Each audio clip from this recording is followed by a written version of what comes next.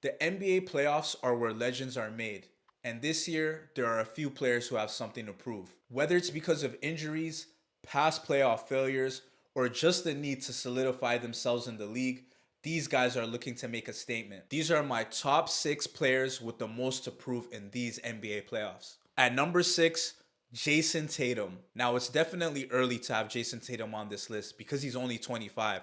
But I'm putting the pressure on Jason Tatum because I just think he's that great. As soon as LeBron made his first NBA Finals, the pressure was on for him to win an NBA championship. And after last year's NBA Finals, where he completely underperformed on the biggest stage, the pressure is now on for Jason Tatum to deliver in the playoffs. As of late, Jason Tatum and the Celtics aren't who I thought they were. I predicted at the beginning of the season that Jason Tatum was going to be the MVP. I thought he was going to take the pain and anger from last year's NBA Finals and use it to motivate him for this season, coming in angry and winning the MVP award. And for a stretch, for the first quarter of the NBA season, Jason Tatum was the MVP and the Boston Celtics were the best team in the league. As of late, Jason Tatum has struggled shooting the ball. The Boston Celtics are no longer the same dominant team that they looked like at the beginning of the year, and it looks like they've been surpassed by the Milwaukee Bucks and the Philadelphia 76ers as the best teams in the Eastern Conference. If the Boston Celtics don't advance to the NBA Finals again this season, it will definitely be a failure for the team. And if Jason Tatum doesn't play at a superstar caliber level, there's going to be a lot of critics coming for Tatum in the coming season. Number 5, Chris Paul. Now, I'm not going to hold Chris Paul to prime superstar caliber CP3 because he's just not the same player anymore. And if he was, I definitely would have CP3 higher on this list, probably number 1. But unfortunately, Chris Paul has regressed. He's not the same superstar that he once was. So I'm not going to hold expectations on him that highly. But he does have a squad now with Kevin Durant joining his team. And there's no excuses for the Phoenix Suns and Chris Paul this season. We all know Chris Paul's historic playoff failures. It's unfortunate for Chris Paul because he really is one of the greatest point guards of all time. But because he hasn't been able to get it done in the playoffs and win a championship, he'll never be held to the level of Steph Curry, Magic Johnson, Isaiah Thomas, and that top tier of point guards in NBA history. And rightfully so. We know the history of Chris Paul and his playoff choke jobs. Starting off with last season, which might be the worst, they have a 2-0 lead against the Mavericks, blow that lead, but they're able to win game 5, go up 3-2. All they got to do is win one of 2 games. They lose game 6, have game 7 in their house, and get absolutely annihilated. I mean, Luka Doncic had more points than the entire Suns team at halftime. The Phoenix Suns got absolutely destroyed, and this is coming off of a historic 64-win season. They were the number 1 seed in the Western Conference and the favorites to win it all, and they absolutely choked. Probably the worst choke of Chris Paul's legacy. Then you go back the year before, 2021 NBA Finals. They're up 2-0 against the Bucks. They don't win another game. They lose 4 straight to the Bucks, and it's due to Chris Paul's inability to perform in the NBA Finals. Before that, we know about the 3-1 blown lead to the Rockets in 2015. The year before that, he has one of the all-time biggest meltdowns in NBA playoff history against the Oklahoma City Thunder in Game 5. They lose a pivotal Game 5. The Oklahoma City Thunder would go on to win that series. I could go on and on, but you get the point. Chris Paul hasn't had the best playoff success. That being said, all that can be washed away with just one NBA championship. And with Kevin Durant and Devin Booker on his squad right now, he's got a healthy DeAndre Ayton.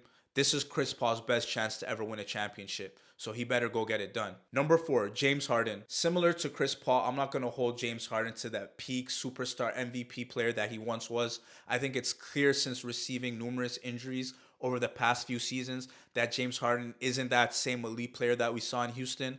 But James Harden is still a top 15 player, and there's definitely pressure on him to get the job done. We all know of his playoff failures too. Just like Chris Paul, James Harden has been unable to get it done in the playoffs. He's come out and said that this year is his best chance to win a championship. Now, I disagree. I think the 2018 Rockets, where they were up 3-2 against the Warriors, was his best chance. I think his second best chance was when he was with the Nets, him, KD, and Kyrie. Unfortunately, they got injured and were unable to play together in the playoffs, but I think that was a better opportunity. If they were healthy, I think they would have won it all. But I think this year's his third best chance to win a title, and it's still a very good chance. He's got a healthy MVP caliber player with Joel Embiid. He's got Tyrese Maxey, Tobias Harris, PJ Tucker. They got a good squad out there in Philadelphia. And if they're going to win a championship, James Harden needs to be playing the best basketball that he's ever played. So the pressure's on James Harden. And if James Harden doesn't win a championship this year, the outlook for him winning a championship doesn't look very good. And he's in danger of falling into the category of one of the best players ever to not win a ring. He could potentially end up with the likes of Charles Barkley, Karl Malone, Patrick Ewing. Don't get me wrong, those are all-time great players, but that's not the type of list you want to end up on. After this season, you might not get a better chance at winning a championship, James Harden. So the pressure is on to get it done this year. Number 3, Joel Embiid. Joel Embiid has consistently been one of the best players in the league over the past few seasons.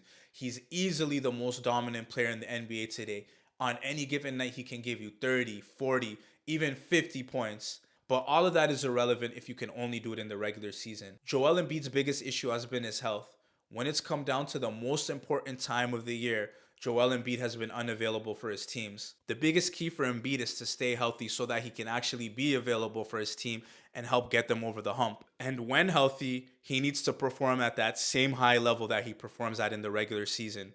It's all nice when you can drop 40 points in the middle of February against the Houston Rockets, but we need to see that in the Eastern Conference Finals, in the NBA Finals, to solidify yourself as an all-time great. Joel Embiid has been on record saying that he's disappointed and that he's been snubbed for not winning MVP the past couple of seasons. But here's my advice to Joel Embiid. Forget about the MVP. Stop worrying about that. Sure, it's nice to have the MVP award. It's a great accolade to have. But winning a championship is a much bigger deal than winning an MVP award. And if you win a championship, you're going to get all that praise, all that love that you think you deserve. Way more than you would ever get from winning the MVP. So Joel Embiid, you need to perform in the playoffs this year. And the pressure's on. The Philadelphia 76ers have yet to make an Eastern Conference Finals in the Joel Embiid era. And even if they do make the conference finals, I'm not sure that that franchise would deem that as a success. I think it's NBA Finals or bust for the 76ers this year. And Joel Embiid's going to need to be all-time dominant in the postseason if the 76ers are going to have a shot. And if he doesn't get it done, he's going to start falling into that Chris Paul, James Harden territory where you're great in the regular season, but you just can't get it done in the postseason. Number 2, Nikola Jokic. Nikola Jokic is the reigning 2-time MVP, and he could potentially be the first player to win 3 straight MVP awards since Larry Bird in the 1980s. And if he does win another MVP, the pressure is going to be at an all-time high for Nikola Jokic and the Denver Nuggets. There's already a lot of criticism and pressure when it comes to Nikola Jokic. A lot of people feel like he's not worthy of being a 2-time MVP, let alone a 3-time MVP. People hold his playoff failures against him, which I think is completely unfair. I always hear about him getting swept in the playoffs the past 2 postseasons, but I don't think that's a fair criticism at all when he's been missing his best 2 players alongside him. Jamal Murray and Michael Porter Jr. have been in and out for the Nuggets for the past 2 seasons. He hasn't had his troops. The fact that he's been able to get his team to the playoffs is, in my opinion, what I think has gotten him those MVP awards. Now you need a full team if you want to make a deep run into the playoffs. And now Nikola Jokic has that. So I believe the pressure is on right now because there's no excuses. He's got Jamal Murray. He's got Michael Porter Jr. He's got a good squad around him. There's no excuses for him this time around. And he's already made it to a conference finals before. I think the conference finals is the floor for this team. They got him at minimum make the conference finals. If he's able to lead the Denver Nuggets to the NBA finals, I think a lot of the critics and naysayers will be quieted. But if he's able to even take it a step further and win this year's NBA championship, then he solidifies himself as one of the greatest players of all time. And he's Teflon. There's nothing anybody will be able to say after that. And at number 1, Kevin Durant. Now, I know a lot of you will be shocked that Kevin Durant's even on this list, let alone at number 1. And a lot of you will completely disagree with me. But here's my take. I know Kevin Durant's a champion and a 2-time finals MVP. So how could he have the most pressure to win the championship, you say? Well, let's be real. Those championships with the Golden State Warriors, they just don't hold the same weight. And I think Kevin Durant in his own heart knows that as well. I think that's why he left Golden State. He left all the sunshine and rainbows in Golden State to go to Brooklyn to prove that he could lead a team to win a championship. I know it's been overstated. I know people like Charles Barkley and Shaq have been on record saying he wasn't the bus driver. It's just not the same winning those championships. And maybe those guys go overboard, but there's some truth to what they're saying. I think Kevin Durant needs to lead a team to a championship to solidify himself as one of the greatest players of all time. He already is one of the greatest players of all time.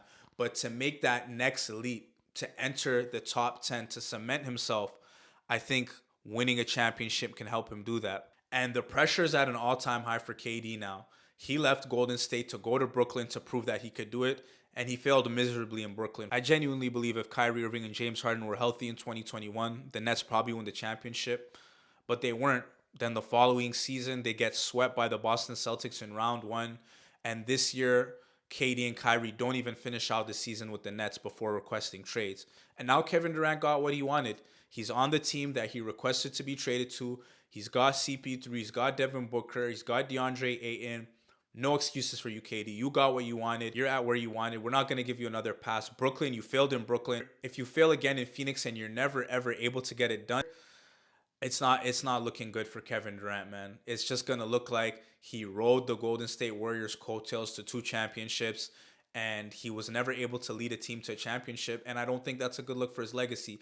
I think the pressure is on Kevin Durant this year to win the championship. A lot of people have the Suns as their favorite to win the championship this year. And if Kevin Durant, the Phoenix Suns, fold, there's going to be a lot of slander on the Suns and especially on Kevin Durant. So I hope for Kevin Durant's own sake that the Phoenix Suns win the championship. Because if they don't, if KD thought he was getting slandered and disrespected before, it's about to get a whole lot worse. And there you have it. Those are my 6 players with the most to prove this season. Let me know what you guys think in the comments below. Make sure you like and subscribe for more NBA content from yours truly. It's your boy Hawass, aka the B-Ball Files, signing off.